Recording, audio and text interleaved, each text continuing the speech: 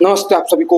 मैं निश्चय जैन पढ़ने वाला इधर आप सभी के बीच इधर पे आज हम आपको बिजनेस एथिक्स जो कि MBA PCDM के उसमें सिलेबस में था हम लोगों को इसको हम कवर करने जा रहे हैं। और जो भी इसको सुन रहे हैं वो हमारे साथ बने रहिए। इसी के साथ बिना देरी के हम चालू करते हैं।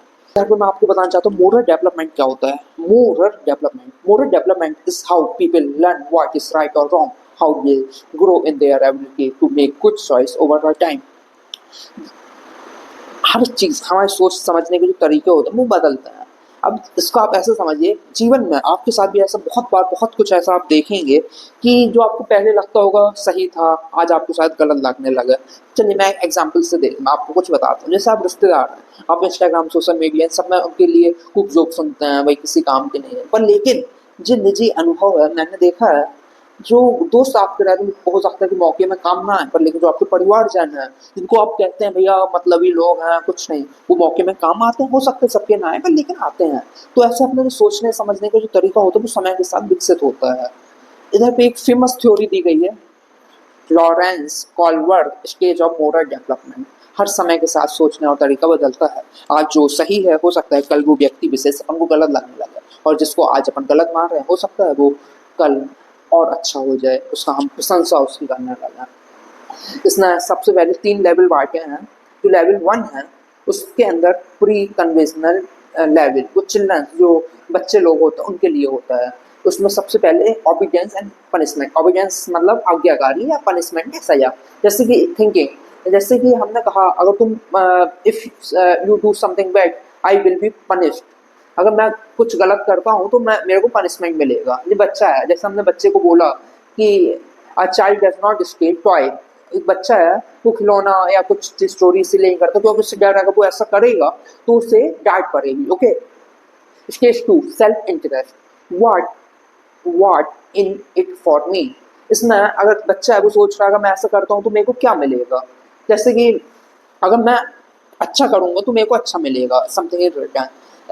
वो अपने दोस्त की हेल्प इससे करता है, बच्चा उसका नोट्स बनवाता है, उसका होमवर्क जो पेंडिंग उसकी हेल्प इससे करता है। अगर वो ऐसा करेगा तो उसे टीचर ब्लेस करेगा, टीचर उसको थैंक्स बोलेगा, क्लास में उसके लिए क्लैपिंग बजेगी। ये क्या सेल्फ इंटरेस्ट। हम इसी प्रकार से अपनी सोचने की जो शक्तियां हैं वो विकसित करते हैं। अब उसके बाद जो अपना दूसरा लेवल आता है कॉन्वेंशनल लेवल।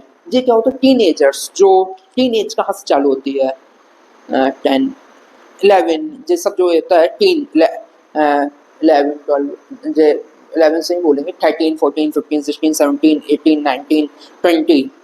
ये जो रहता है 13 से लेकर 19 तक 19 तक, ठीक है, टीन एज। इसमें मैनी एडल्ट्स आते हैं। इसमें क्या है, good boy and good girl. I want a people to think I am good. इस स्टेज में आदमी सोचता है कि मैं अपने मम्मी पापा के जो नियम कायदे हैं वो सब फॉलो करूं, रूल्स। इससे क्या है मैं अपने आप को अच्छा दिखा पाऊं। क्या मैं अच्छा हूँ, क्या मैं अच्छे बनने की कोशिश कर रहा हूँ। दोनों अलग अलग हैं। मैं अच्छे बनने की कोशिश करता हूँ मगर क्या मैं सच में इतना अच्छा हूँ। ये क्या है, स्टेज 3 है। हम अपने आप को कैसे दिखाना चाहते हैं। हम अपना कौन सा लेवल 2 के अंदर जो उसमें स्टेज 3 में अपन देखते हैं गुड बॉय। इसका मैं बता दिया आपको।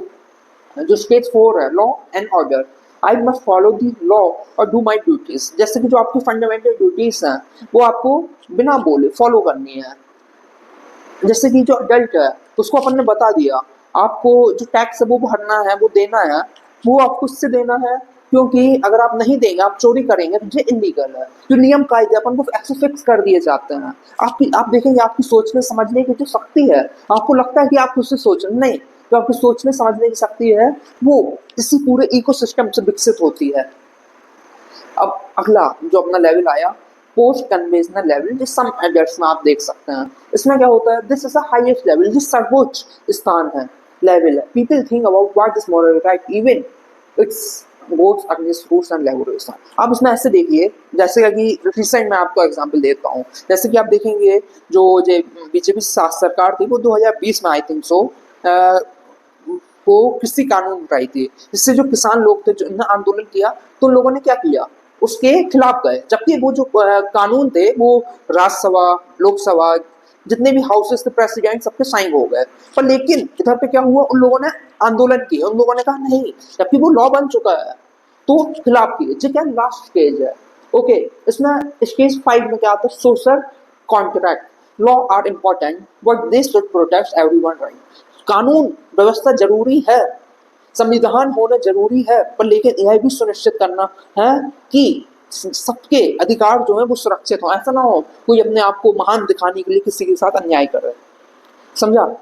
समवन प्रोटेस्ट पीसफुली अपने अनफेयर लॉ, कोई शांति से धरने में बैठा है, जो कानून बना हुआ है उसका विरोध कर रहा है, कानून है मगर उसका विरोध कर रहा है शांति से, कानून के दायरे में रह के, ठीक है, social contract. Okay, state 6 universal ethical principles, I follow my conscience and deep moral value, a person height और रिफ्यूज।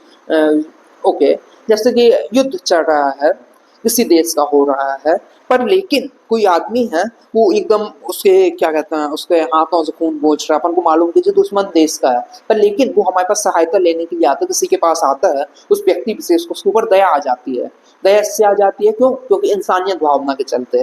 तो उसने क्या किया, उसे मालूम है कि ये दूसरे देश का, जैसे डॉक्टर है, डॉक्टर के लिए क्या है, डॉक्टर है वो हिंदुस्तान की कहानी है, पर लेकिन जब भी कोई मरीज दुश्मन देश का भी आता है वो उसका इलाज करता है। ये क्या है, यूनिवर्सल एथिकल प्रिंसिपल, जितनी युद्ध चले, पर लेकिन जो इंसानियत की एक भावना है वो हमारे अंदर होनी चाहिए। अगर जो भावना हमारे अंदर से खत्म हो गई तो हम क्या दुष्परिणाम देखेंगे, हम कितनी नफरत, कितनी हिंसा देखेंगे। जैसे के साथ स्टेज मैंने आपको बता दी, इसके साथ जो लॉरेंस कॉलवर्थ स्टेज ऑफ मोरल डेवलपमेंट है वो खत्म हो गया। इसी के साथ मैं अपनी बात खत्म करता हूँ। बोलिए मेरे साथ, भारत माता की जय, जय हिंद।